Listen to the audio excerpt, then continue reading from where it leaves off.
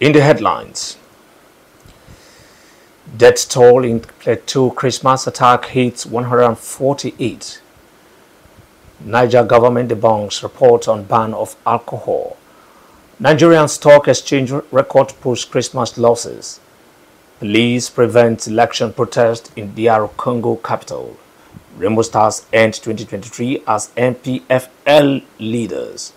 Details of this and more will come to you in the bulletin.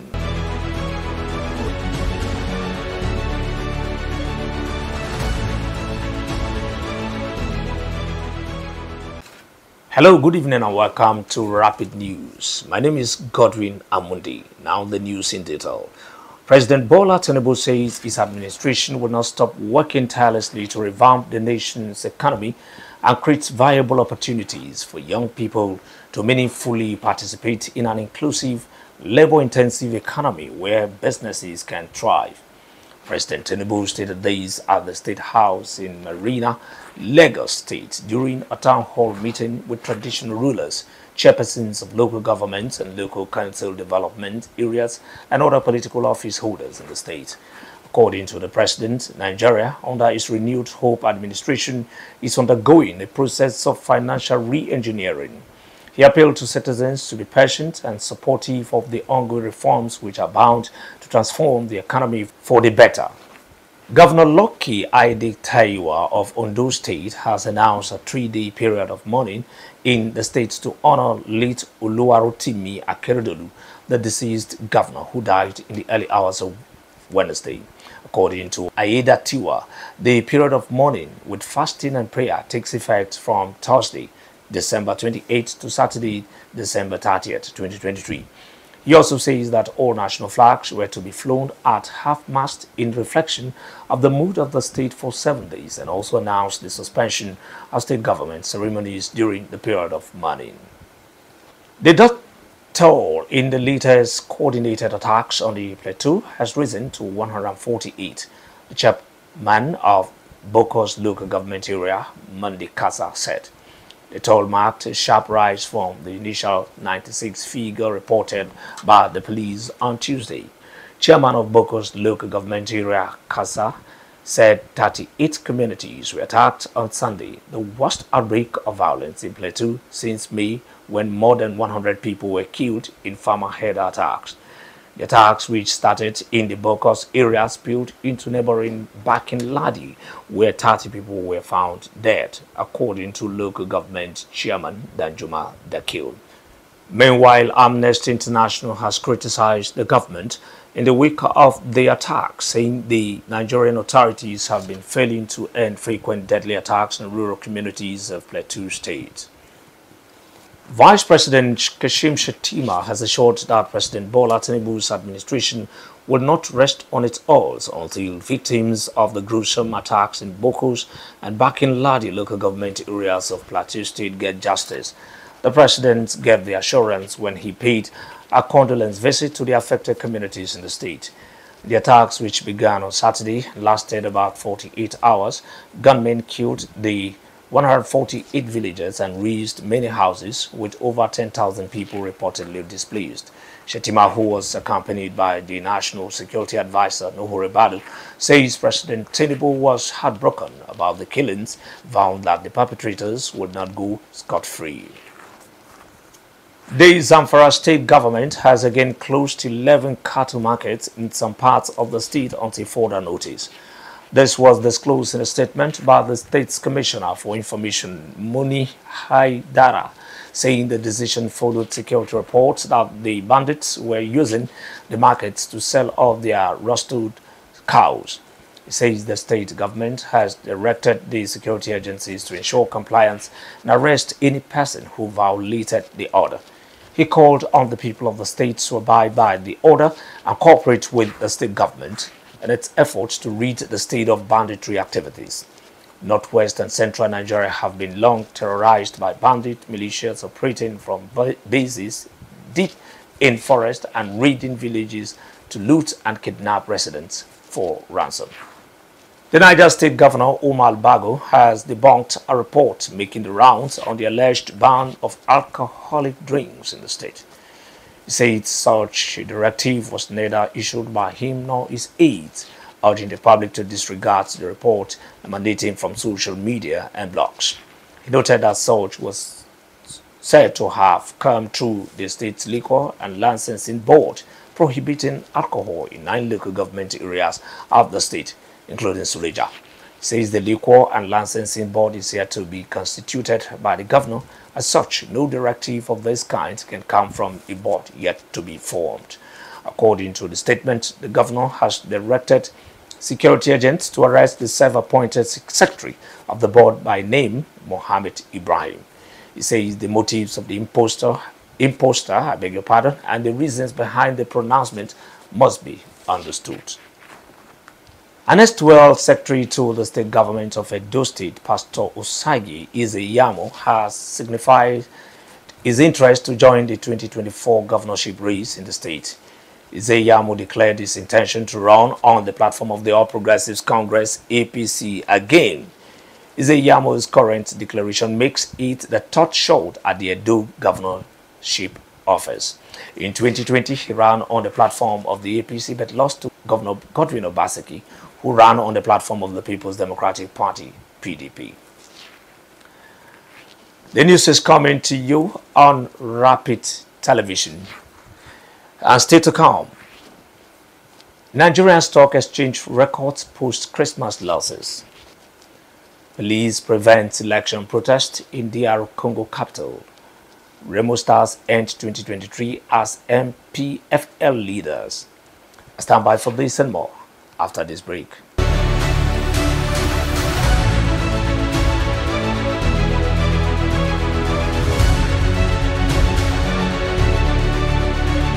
Welcome back to Rapid News. Now to business. Trading in the Nigerian Stock Exchange Limited post-Christmas ended in the BRS zone as the all-share index declined by 0.34%, closing at 73,768.64 points.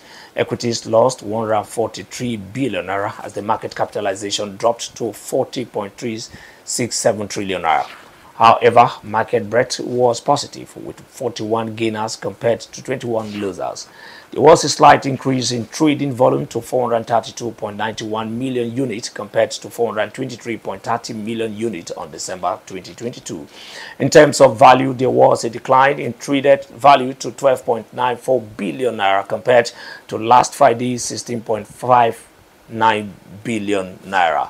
Top gainers are Eternal, Multiverse, Infinity, and IMG. Conversely, the top losers are UACN, Deep Carb, Calviton, Royalex, and DR Congo, and Tantalizer. Police in the Democratic Republic of Congo's capital, Kinshasa, prevented protesters from assembling after a demonstration against last week's election was banned. Leading opposition politicians in impoverished but mineral-rich country have called for the protest after rejecting last week's vote, which was marred by severe delays and bureaucratic disarray. Congolese Interior Minister Peter Kazadi says Tuesday that the protest will be banned because it aims to harm the electoral process. But the opposition nevertheless urged supporters to gather near the National Assembly and marched to the headquarters of the country's Electoral Commission. Dozens of riot police were stationed in the area on Wednesday, preventing protests from taking place. Officers fired canisters of tear gas at supporters of opposition politician Martin Fayulu, who gathered at his party's headquarters. The supporters hurled rocks at the police. Nearby, young protesters also set tires alight. Fayulu later said that at least 11 people had been injured. Up next, X Autobruce with more news from the foreign scene.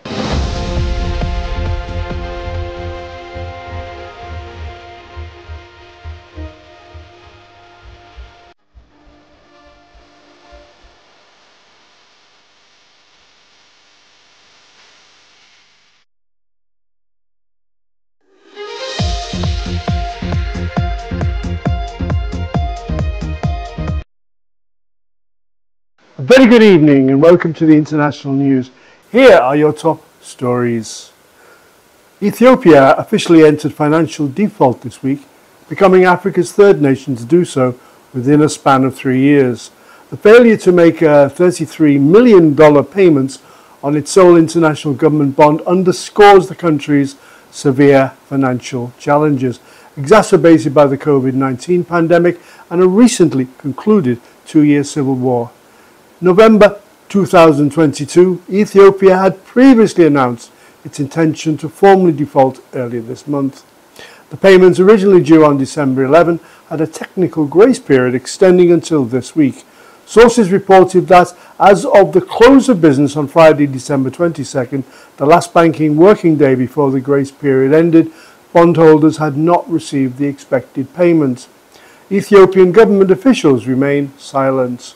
Ethiopia initially sought debt relief under the G20-led initiative in early 2021. The civil war delayed progress. In November, Ethiopia's creditors, including China, agreed to a debt service suspension deal. The default places Ethiopia in a challenging economic position, requiring strategic measures to navigate the complexities of debt restructuring.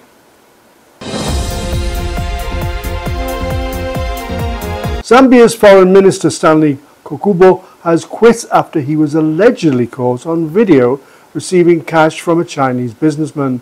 The video shows two men sitting by a table counting neatly stacked cash, both US dollars and Zambian kwacha. Images of signed handwritten notes also surfaced on social media. One said that $100,000 had been exchanged, another $200,000. In his resignation letter, Mr. Kokubo did not dispute the authenticity of the video or the handwritten notes. He said he was a victim of malicious claims over a business transaction between my family business and a business partner. He said he had resigned as minister to ensure that the government was not distracted from its efforts to improve the lives of Zambians, but he would remain an MP. Mr. Hichilema accepted his resignation, saying he acknowledged Mr. Kakubu's commendable work and leadership. Mr. Hichilema pledged to fight corruption, but the opposition accused him of unfairly targeting its members, which he denies. U.S. Secretary of State Anthony Blinken has held talks with Mexican President Andrés Manuel López Obrador as a growing migration crisis causes chaos on their shared border. The high-level meeting came as pressure grows on the White House to stem the influx of migrants to the U.S. U.S. officials said last week that up to 10,000 people were crossing the southern border every day.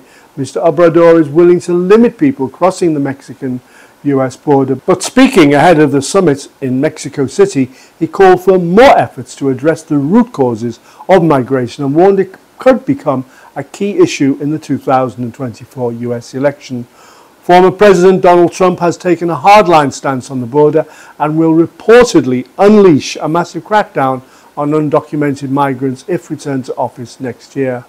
A caravan reportedly made up of migrants from Honduras, El Salvador, Venezuela, Haiti and other countries is about 1,000 miles south of the US border. Thanks for being part of the news. Have a fantastic evening. I am Arthur James Brooks.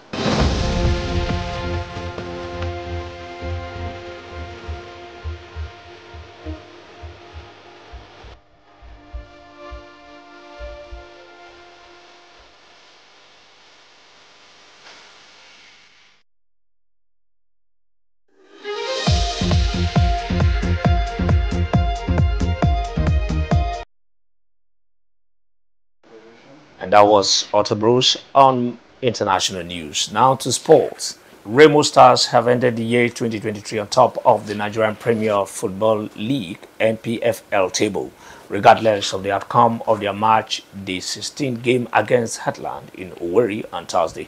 Although the league is 3 fixtures away from mid-season, Remo's remarkable run becomes noteworthy because it's the first time in over a decade that the league is in full swing at this time of the year. The NPFL in recent years has been characterized by issues over a start date almost at the end of every year or at the start of a new year, forcing its calendar to become irregular. Remo sits on top of the table with 29 points from 15 matches.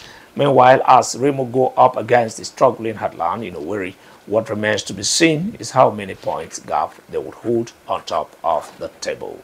Serie A giant AC Milan will negotiate with the Nigerian Football Federation (NFF) to delay the release of Samuel Chukwueze for the 2023 African Cup of Nations.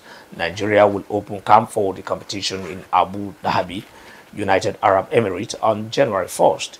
AC Milan have a cup game against Cagliari on January 2nd and only want to release Chukwueze after the fixture. The winger is expected to be named in the Super Eagles squad for the 2023 AFCON finals. Also, Cypriot club Omonia Nicosia also want to delay the release of Francis Uzoho for the competition. Omonia Nicosia wants the short stopper for their league clash against AEL on January 2nd. And to end the news, here is a recap of our major stories. Death toll in Plateau Christmas attacks hits 148. Niger government debunks report on ban of alcohol. Nigerian stock exchange record post-Christmas losses. And in the news, we also told you that police prevent election protest in the RO Congo capital. And on sport, Remo Stars end 2023 as NPFL leaders. And that's the news. My name is Godwin Amundi. To have yourself a lovely evening.